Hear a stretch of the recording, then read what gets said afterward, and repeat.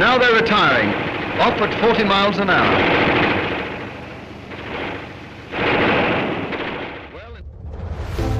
हे दोस्तों, स्वागत है आपका एक बार फिर से। और आज मैं आपको एक ऐसी घटना के बारे में बताने जा रहा हूं जिसे सुनकर आप बिल्कुल हैरान हो जाएंगे।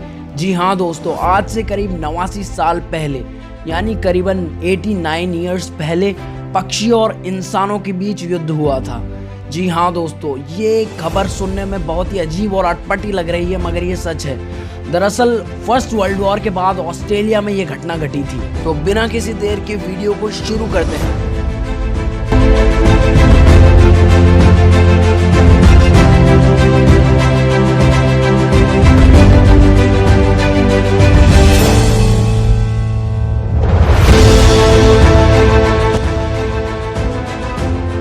दोस्तों, इंसानों के बीच वॉर और कॉन्फ्लिक्ट्स की घटनाएं तो होती रहती है, लेकिन क्या आप सोच सकते हैं इंसान और पक्षियों के बीच लड़ाई हो?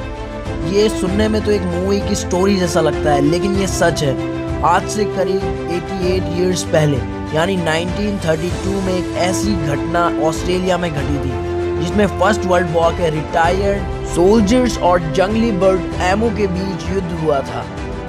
दोस्तों, आपको एक और चीज बता दूं जिसे सुनकर आप बिल्कुल हैरान हो जाएंगे कि इसमें जो सोल्जर्स थे वो सभी मशीन गन से लैस थे, और वहीं दूसरी ओर इनका सामना 20,000 एमओ बर्ड से था।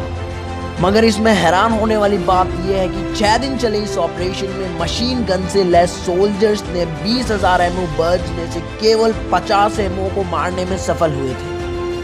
इस बात को सुनकर विश्वास तो नहीं होता, मगर यही सच है। अब जानते हैं कि असल में कॉन्फ्लिक्ट क्यों स्टार्ट हुआ था।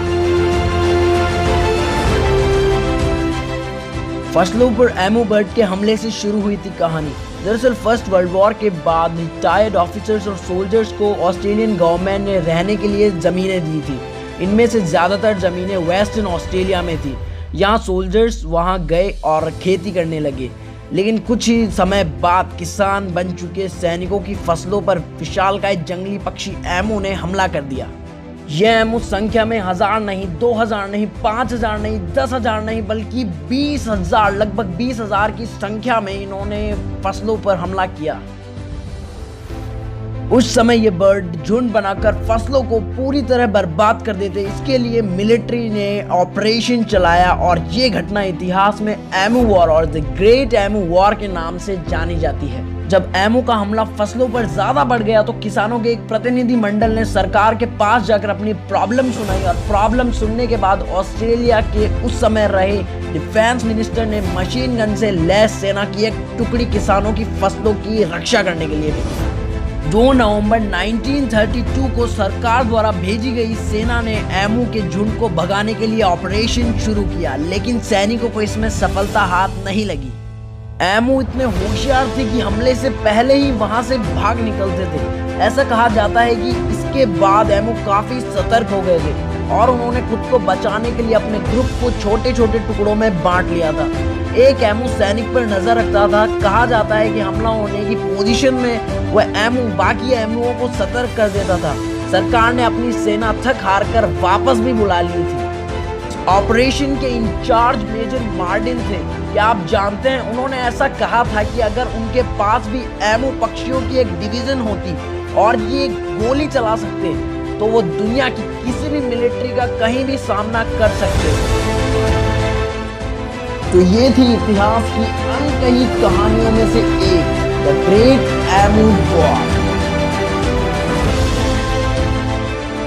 दोस्तों, अगर आपको ये खबर फेक लगती है और आप इस बारे में और जानना चाहते हैं तो आप इस बारे में गूगल और इसके ऑफिशियल विकिपीडिया पेज पर भी सर्च कर सकते हैं। दोस्तों, हम किसी भी टॉपिक पे वीडियो तब तक नहीं बनाते जब तक हम ये ना जान ले कि वो फेक है कि रियल।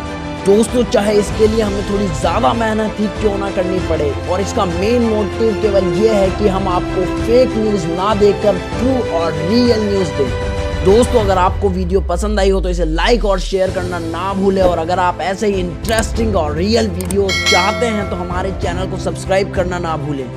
तो आज के लिए बस इतना ही। जय हिंद, जय भारत।